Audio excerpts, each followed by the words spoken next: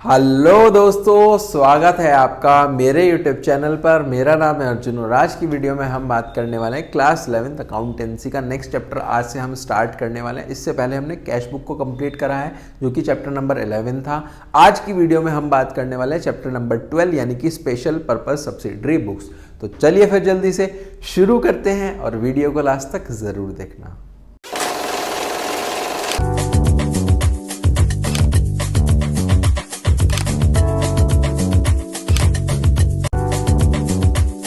देखो बेटा, स्टार्ट करते हैं स्पेशल पर्पस सब्सिडरी बुक के मतलब से। उससे पहले मैं आपको एक छोटी सी चीज समझाना चाहता हूं। देखो, सबसे पहले इधर देखो ध्यान से कि बेटा हमारे पास जो ट्रांजैक्शंस होती हैं, जो हमारे पास क्या होती हैं, ट्रांजैक्शंस होती हैं। ट्रांजैक्शंस कितने प्रकार की होती हैं? सबसे पहले तो हम ये समझते हैं बेटा, ट्रांजैक्शंस दो प्रकार की होती हैं, दो टाइप होती है। एक तो होता है हमारे पास कैश ट्रांजैक्शंस। क्या होता है? एक होता है हमारे पास कैश ट्रांजैक्शंस और नंबर 2 पे आता है बेटा क्रेडिट ट्रांजैक्शंस, यानी कि नॉन कैश भी आप बोल सकते हो, नॉन कैश ट्रांजैक्शंस। ठीक है, समझ में आ गया क्या? इतनी बात क्लियर है? ये तो बेसिक सी चीज़ है कि हमें पता ही है कि एक तो बेटा हमारे पास कैश में ट्रांजैक्शंस होती है, एक हमारे पास नॉन कैश ट्रांजैक्शंस होती है। अब जो कैश में ट्रांजैक्शंस होती है वो कौन सी होंगी? या तो बेटा आप कैश में सेल कर रहे होंगे, ठीक है, या फिर आप कैश में परचेज कर रहे होंगे, या तो भाई सामान खरीद रहे होंगे या फिर सामान बेच रहे होंगे। क्या इतनी बात क्लियर है?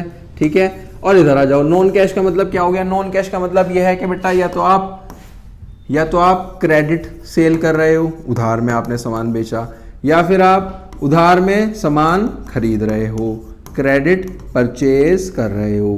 क्या इतनी बात क्लियर है? अब इसका मतलब भी क्लियर हो गया, टाइप भी क्लियर हो गया। अब मेन चीज है कि हम इसको रिकॉर्ड कहां पर करते हैं। देखो, जो हमारी ये होती है कैश में जितनी भी है उसको हम रिकॉर्ड करते हैं बेटा, उसको हम रिकॉर्ड करते हैं, जो हम पिछले चैप्टर में ही पढ़ के आए हैं। इसको हम रिकॉर्ड करेंगे कैश बुक में। कहां पर रिकॉर्ड करेंगे?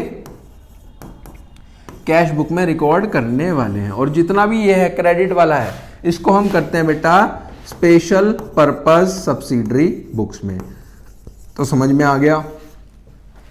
कैश बुक तो हम पढ़ गए हैं। कैश बुक में सारा हमारा कैश परचेज, कैश सेल बेटा चला जाता था, है ना। यहाँ पे जाता है उधार, उधार में जाता है सब स्पेशल पर्पस सब्सिडरी बुक्स में, इसलिए बनाई जाती है, जिसमें सारी नॉन कैश ट्रांजैक्शंस। अब इसमें होती क्या है? देखो, इसका स्क्रीनशॉट ले लो, साइड बाय साइड स्क्रीनशॉट लेकर के चलना है। देखो, अब यहाँ से पढ़ने की कोशिश करते हैं। देखो, स्पेशल सब्सिडरी बुक्स वो होती है जिसमें नॉन कैश ट्रांजैक्शंस रिकॉर्ड होती है स्पेशल पर्पस सब्सिडरी बुक्स में। अब वो कौन कौन सी है बेटा, वो सबसे पहले तो समझो। सबसे पहला है परचेज बुक। अगर आपने उधार में सामान खरीदा है तो क्या होगा?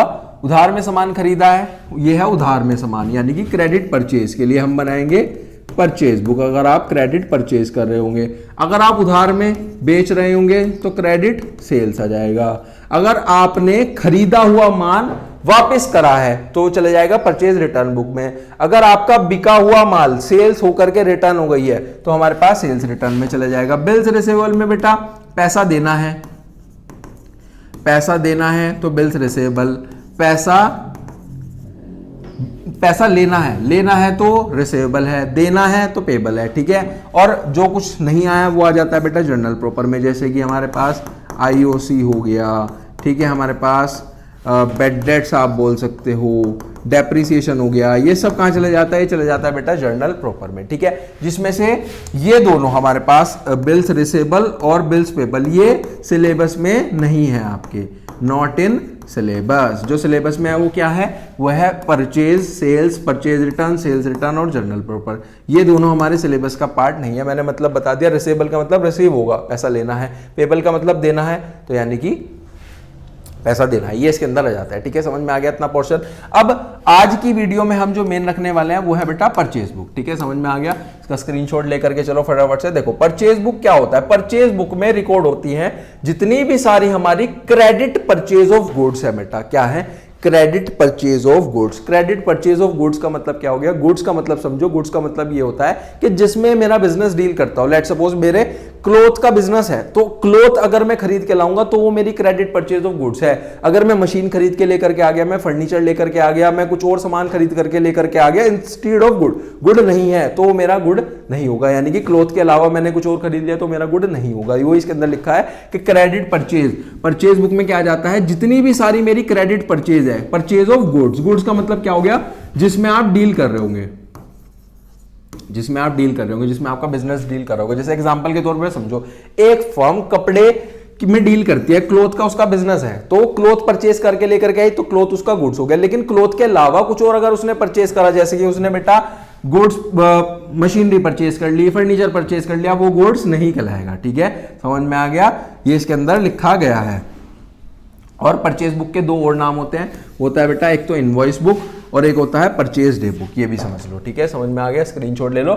आगे चलते हैं फटाफट से। अब देखो क्या क्या इसमें रिकॉर्ड नहीं होता है। इसमें एक तो कैश परचेज, अगर कोई भी सामान आपने कैश में खरीदा है, वो अगर आपके गुड्स भी हैं लेकिन कैश में है, तो आप उसको रिकॉर्ड नहीं करोगे। उसको हम कहां पे रिकॉर्ड करेंगे, उसको हम करेंगे बेटा कैश बुक में। ठीक है, समझ में आ गया। दूसरी चीज है परचेज ऑफ एसेट। इसके अंदर वही है जो मैंने आपको बताया कि अगर आपने मशीनरी खरीदी, आपने फर्नीचर खरीदा, आपने टाइपराइटर खरीदा, वो बेटा आपके गुड्स नहीं है।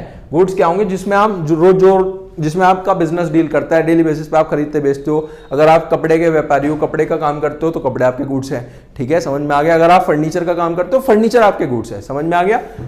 वो रिकॉर्ड नहीं होते हैं परचेज बुक में। वो कहां जाएंगे, वो जाएंगे या तो बेटा जर्नल प्रॉपर में चले जाएंगे, या फिर इफ परचेज ऑन क्रेडिट और in the cash book if purchase for cash. अगर कैश में नहीं खरीदा है तो कैश में भी नहीं जाएगा। मतलब कैश में अगर आपने खरीदा है तो यहां पे नहीं जाएगा, क्रेडिट वाला जाएगा। ठीक है, समझ में आ गया, इतनी बात क्लियर है।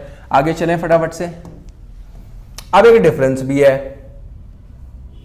डिफरेंस ये रहा, देखो ध्यान से समझना। डिफरेंस बिटवीन परचेज बुक और परचेज अकाउंट के बीच में आप डिफरेंस समझ लो। परचेज बुक के बीच में क्या डिफरेंस है और परचेज अकाउंट के बीच में क्या डिफरेंस है। परचेज बुक हमारा एक जर्नल का पार्ट है और जो हमारा अकाउंट होता है वो हमारा लेजर होता है। अकाउंट कैसे होता है बेटा, अकाउंट इस फॉर्मेट में बनता है ना। अकाउंट इस तरीके से बनता है, यहाँ पे बनेगा पर्टिकुलर अमाउंट और ये डेबिट क्रेडिट साइड होती है। ये हमारा बेसिकली अकाउंट होता है। पर परचेज बुक इस तरीके से नहीं दिखता है। परचेज बुक का मैं प्रॉपर फॉर्मेट आपको दिखाने वाला हूँ कैसे होगा, अभी आगे बताएंगे। ठीक है, उसके बाद देखो इसके दूसरे पॉइंट में क्या लिखा गया है, डिफरेंस ये है परचेज बुक में डेबिट क्रेडिट नहीं होता, परचेज अकाउंट में डेबिट क्रेडिट होता है। ये इसके अंदर लिखा है। थर्ड में लिखा है कि परचेज बुक सिर्फ और सिर्फ क्रेडिट परचेज ऑफ गुड्स को लिखती है। परचेज बुक में सारे क्रेडिट जाते हैं और जो अकाउंट है उसमें कैश में भी जा रहा है और क्रेडिट में भी जाता है। ये इसके अंदर लिखा है। ठीक है, समझ में आ गया। अब फॉर्मेट फटाफट से चेक करो। फॉर्मेट कैसा होता है, देखो इस तरीके से हमारा फॉर्मेट होता है, जिसमें सबसे पहले जो हमारा कॉलम बनता है वो बनता है बेटा डेट का। डेट के बाद जो हमारा बनेगा वो होता है यहां पर बेसिकली पर्टिकुलर्स। ये क्या आ रहा है, हट नहीं रहा है, देखो यहीं से देख चेक कर लो। डेट है बेटा, डेट के जस्ट बाद हमारे पास यहां पर पर्टिकुलर्स है, पर्टिकुलर्स के बाद हमारे पास डेट है, डेट के बाद पर्टिकुलर्स है, फिर इनवॉइस नंबर है। डेट में तो देखो डेट चली जाएगी, पर्टिकुलर्स में जिससे भी सामान खरीदा होगा वो चला जाएगा। इनवॉइस का मतलब होता है बिल नंबर, जो भी हमारा बिल नंबर होगा पर्टिकुलर ट्रांजैक्शन का वहाँ चल जाएगा। एलएफ को खाली छोड़ना है हमेशा की तरह, एलएफ में कुछ खास नहीं जाता है। डिटेल्स में बेटा अमाउंट जाएगा, परचेज है और इसके बाद जीएसटी लगती है, फिर उसके बाद टोटल यहाँ पे चला जाता है। पूरा प्रॉपर फॉर्मेट है, पूरा सिखाऊंगा बहुत बढ़िया तरीके से। देखो डिटेल में कैसे जाता है कि लेट सपोज आपने 10 फैन खरीदे और एक फैन 1000 का है, तो यहां चले जाएंगे डिटेल्स में चले जाएंगे 10,000। ठीक है, 5 आपने इलेक्ट्रिक आयरन खरीदी और ये है हमारे पास 500 की एक है, तो ये हो गया हमारे पास 2500, तो टोटल हमारे पास यहां चले जाएगा 12,500। क्या इतनी बात क्लियर है, समझ में आ गया। इस तरीके से हमारे पास ये जाता है। और अब इसमें एक चीज और याद रखना, परचेज बुक जब भी हम बनाएंगे तो एक नोट लिख करके रख दो।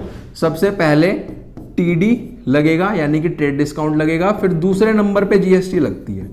ठीक है, पहले टीडी माइनस होगा फिर जीएसटी इसमें प्लस होगा। समझ में आ गया, ये आप लिख लो, कभी इसको आप ऊपर नीचे कर दो। जीएसटी के बारे में, टीडी के बारे में समझ लो। टीडी का तो जो भी रेट होगा वो क्वेश्चन में गिवन होगा, जीएसटी भी क्वेश्चन में गिवन होगी। लेकिन जीएसटी लगती कैसे है, जीएसटी लगती है बेटा इस तरीके से। अगर सेम स्टेट है तो लगेगी सीजीएसटी एसजीएसटी, आपको देखना पड़ेगा जो खरीदने बेचने वाला है वो सेम स्टेट से है तो सीजीएसटी एसजीएसटी, अगर वो अलग अलग स्टेट से है तो आईजीएसटी लगेगा। समझ में आ गया। अब एक क्वेश्चन करते हैं, समझते हैं इसको एक क्वेश्चन की मदद से। देखो सबसे पहले तो ये फॉर्मेट आपको बिल्कुल क्लियर हो गया, इसको एक क्वेश्चन की मदद से हम यहाँ पर समझने की कोशिश करेंगे। देखो यहाँ पर इस तरीके से हमारे पास क्वेश्चन गिवन है। क्वेश्चन में देखो साफ साफ आपको बोला गया है एंटर द फॉलोइंग ट्रांजेक्शन, जितनी भी सारी ट्रांजेक्शन है उसको परचेज बुक में आपको लिखना है। किसकी आप जो बना रहे हो वो है पवन इलेक्ट्रिक स्टोर न्यू दिल्ली, जो कि कहां से है, न्यू दिल्ली। देखो लोकेशन भी यहाँ पे जरूरी है क्योंकि जीएसटी उस अकॉर्डिंग ही लगेगा। न्यू दिल्ली से आप जो भी न्यू दिल्ली से ही इससे एक सामान खरीदेगा तो यहाँ पर क्या होगा बेटा, CGST SGST लगेगा, दिल्ली के बाहर है तो IGST लगेगा। समझ में आ गया। और उधार की कोई भी ट्रांजैक्शन नहीं लिखनी है, ये इसमें एक पहली चीज़ है। और दूसरी चीज़, कोई भी अगर यहाँ पर गुड्स के अलावा यानी कि इलेक्ट्रिक सामान के अलावा ही कुछ और भी सामान खरीदता है तो वो भी इसमें रिकॉर्ड नहीं होगा, ठीक है। और CGST SGST 6% है, सबसे पहले है देखो, ठीक है। तो सबसे पहले आपको कैसे करना है, इसका फॉर्मेट देख लो। इसका जो फॉर्मेट होगा वो होगा बेटा इस तरीके से, देखो यहाँ पर इस तरीके से होगा। आपको सबसे पहले ऊपर लिखना पड़ेगा books of Pawan electric store new Delhi, और परचेज बुक आपको लिखना है। कोई डेबिट क्रेडिट कुछ नहीं है। सबसे पहले बहुत सिंपल है, देखो सिंपल है। कैसे है देखो, कैसे हम इसकी शुरुआत करेंगे।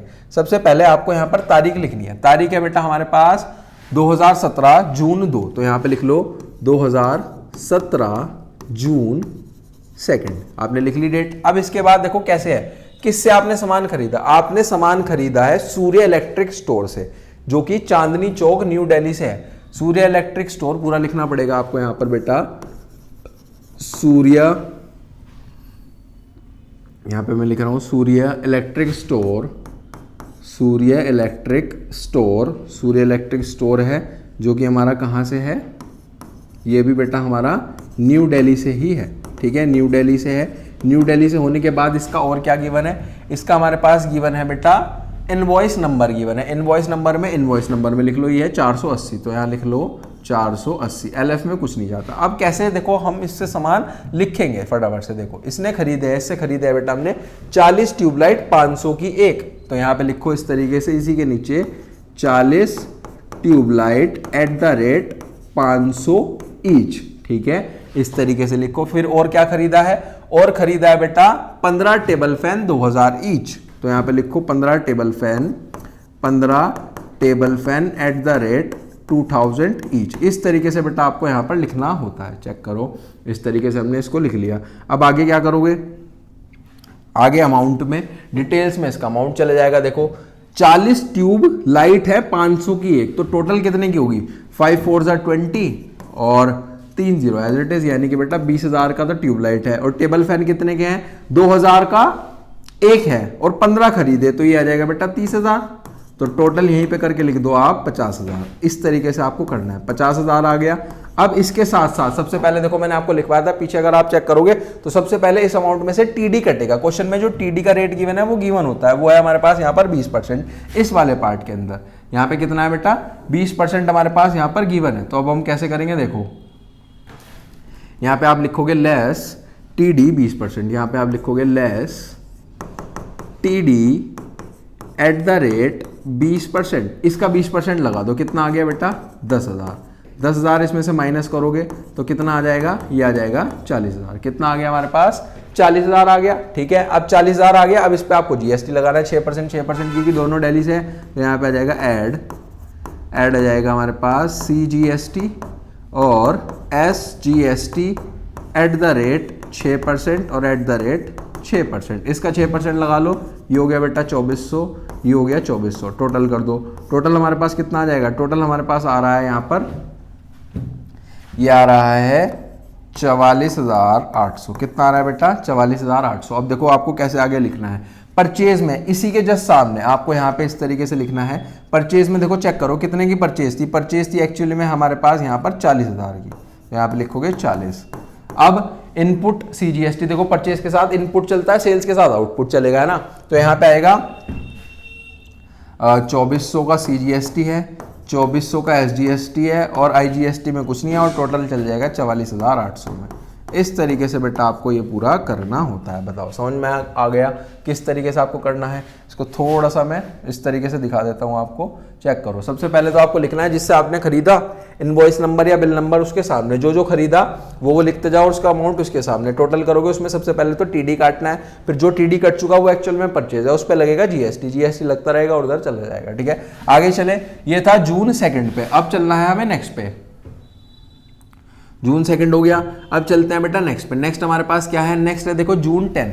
जून 10 पे आपने क्या खरीदा, आपने खरीदा न्यू लाइट ट्रेडर्स, ये भी इलेक्ट्रिक में डील कर रहा है। New light traders CP Connaught palace new Delhi से ही है, जिसका इनवॉइस नंबर 2310 है। क्या खरीदे? 10 सीलिंग फैन 3000 का, इस तो ये तो हो गया 30,000 का।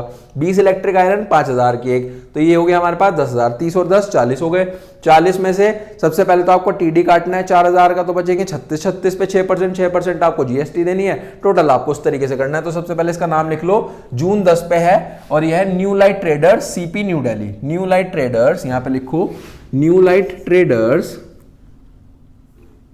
यहां पे आपको लिखना पड़ेगा बेटा न्यू लाइट ट्रेडर्स, सीपी से है, ये भी न्यू दिल्ली से। जो इसका इनवॉइस नंबर है वो है 2310 और जो डेट है वो है हमारे पास जून 10। क्या खरीदे बेटा? 10 सीलिंग फैन खरीदे हैं एट द रेट 3000 का ईच को आप इस तरीके से भी लिख सकते हो। तो सीधा करा आपने 30,000। उसके बाद और क्या खरीदा है? उसके बाद हमने खरीदे है इलेक्ट्रिक आयरन। 20 आयरन खरीदी बेटा 500 की ईच। तो यहां पे लिखो 20 electric iron eight the rate 500 की ईच। तो ये हो गया हमारे पास 5 2 10 और 3 0 एज इट इज। तो ये हो गया बेटा 40,000। कितना आ गया? 40,000 हमारे पास आ गया। कितना आ गया? 40,000 आ गया। अब देखो 40,000 पे आपको जीएसटी लगाने से पहले टीडी काटना है। टीडी का जो इसमें रेट है वो है 10%। तो यहां पे लिख रहा हूं मैं less TD eight the rate 10%, इसका 10% लगा दो तो ये हो गया 4,000। इसमें से टीडी काट के जो अमाउंट आया वो आया 36,000। 36,000 पे आपको जीएसटी देनी है बेटा, है ना। तो यहां पे हम लिख लेंगे plus CGST eight the rate लगाना है, plus SGST eight the rate 6%, 6% के हिसाब से। 36,000 का 6% कितना होगा बेटा? कैलकुलेटर से कर लेते हैं। 36,000 का 6% कितना होगा? 36,000 का अगर हम करते हैं 6% इंटू 6% तो ये आ गया 2160, 2160। तो ये 2160 और ये भी 2160। इनका आप टोटल करोगे, इनका टोटल आ जाएगा हमारे पास, इनका टोटल आ जाएगा बेटा हमारे पास बेसिकली 40,320। 40,320। अब परचेज में परचेज चला जाएगा। परचेज हुई हमारी 36,000 की और परचेज में याद रखना ये अमाउंट नहीं जाता, ये जाता है टोटल में इधर। अब जीएसटी दे दो, डीएसटी हमारी 2160 और यहाँ पे कुछ नहीं है और यहाँ पे आ जाएगा 40,320। 40,320। बताओ समझ में आया? ठीक है, आगे चलें, फटाफट से आगे चलते हैं और आगे हमें कुछ लाइंस भी बेटा ड्रॉ करनी पड़ेंगी। ठीक है, फटाफट से लाइन ड्रॉ कर लेते हूँ मैं। इतने अगर आपने क्वेश्चन का बेटा स्क्रीनशॉट लिया है तो क्वेश्चन में आगे आप नेक्स्ट कर सकते हो कि नेक्स्ट हमारा क्या होने वाला है। ठीक है, LF थोड़ा छोटा बनेगा, ये डिटेल्स है। डिटेल्स के बाद बेटा हमारे पास परचेज है, 3 हमारे पास जीएसटी के बनते हैं। ठीक है, ये बनेगा CGST का, ये बनेगा SGST का, ये बनेगा IGST का। IGST के बनने के बाद हमारे पास टोटल होता है। ठीक है, टोटल होगा, टोटल आएगा इधर। ठीक है, समझ में आ गया? चलो करते हैं फटाफट से। चलो यहाँ पे हम लिखेंगे जो डेट है वो क्या है। डेट है बेटा, आप देखो चेक करो, डेट है जून 20। जून 20 पे आपने सामान खरीदा है रविंदर इलेक्ट्रिक स्टोर। क्या ये भी इलेक्ट्रिक स्टोर में डील कर रहा है? तो यानी कि ये तो चला जाएगा इसमें। ठीक है ना। तो जो इनवॉइस नंबर है वो हमारे पास है 1508। ठीक है, और ऑन क्रेडिट ये मिसप्रिंट है, ये दिल्ली से ऑन क्रेडिट आप इसको लिख सकते हो। 100 डजन बल्ब खरीदे हैं बेटा 600 रुपये पर डजन के हिसाब से। 100 डजन आपने बल्ब खरीदा है, इसको आप कर दो यहाँ पे, इसको मैं यहाँ पे लिख रहा हूँ, ये है क्रेडिट। ठीक है, और ये है हमारे पास यहाँ पर बल्ब्स, ये है हमारे पास बल्ब्स। ठीक है, इसके बाद हमारे पास क्या है, 100 डजन बल्ब खरीदे 600 रुपये पर डजन के हिसाब से, 20 वाटर हीटर खरीदे 1000 के हिसाब से, और टीडी आपको लग रहा है ये हमारे पास डिस्काउंट है। डिस्काउंट है हमारे पास 25%। ठीक है, थोड़ा सा इसमें मिसप्रिंट हो गया है, पीपीटी बनाने वालों ने थोड़ा सा मिसप्रिंट कर दिया, कोई दिक्कत वाली बात नहीं है। चलो ठीक है, समझ में आ गया। अब यहाँ पे परचेज खरीदे हैं तो सबसे पहले तो नाम लिखेंगे बेटा Ravinder electric store new Delhi. Ravinder electric store new Delhi, तो यहाँ पे हम लिखेंगे Ravinder electric store new Delhi. Ravinder electric store new Delhi हम लिख लेंगे, डेट के साथ लिखते हैं बेटा फटाफट से। लिखेंगे Ravinder electric store new Delhi. Ravinder electric store new Delhi से है। ठीक है ना, और ये जो डेट है ये जून 20 है। क्या खरीदा?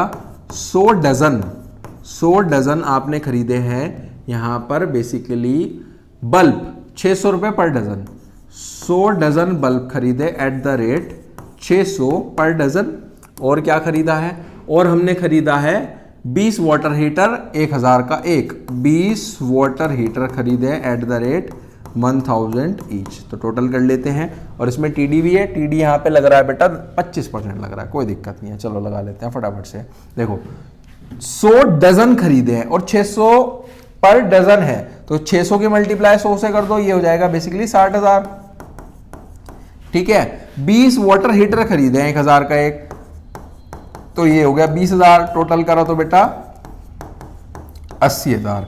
80,000 का आपको 25% निकालना है। 80,000 का 10% होता है बेटा हमारे पास 8,000। 8 को 2 से करा तो 20% आ गया, 16, 16 में 4 जोड़े तो 20, 20,000 आ जाएगा बेटा जो टीडी होगा। यहाँ पे लिखो less TD eight the rate 25%, ये आ गया 60,000। अब 60,000 पे आपको क्या लगाना है बेटा, ये फाइनल हमारा परचेज आ गया, इस पर आपको बस जीएसटी लगाना है। यहाँ पे लिख लो CGST एट द रेट हमारे पास 6% है, और SGST क्योंकि दोनों ही हमारे पास दिल्ली से हैं, ये भी 6% है। इस पे लग गया 3600, ये भी आ गया 3600। टोटल करोगे तो ये आ जाएगा हमारे पास बेसिकली 67,200। यहाँ पे आ जाएगा परचेज में आ जाएगा 60,000, यहाँ पे CGST में 3600, इधर भी 3600, और टोटल में आ जाएगा 67,200।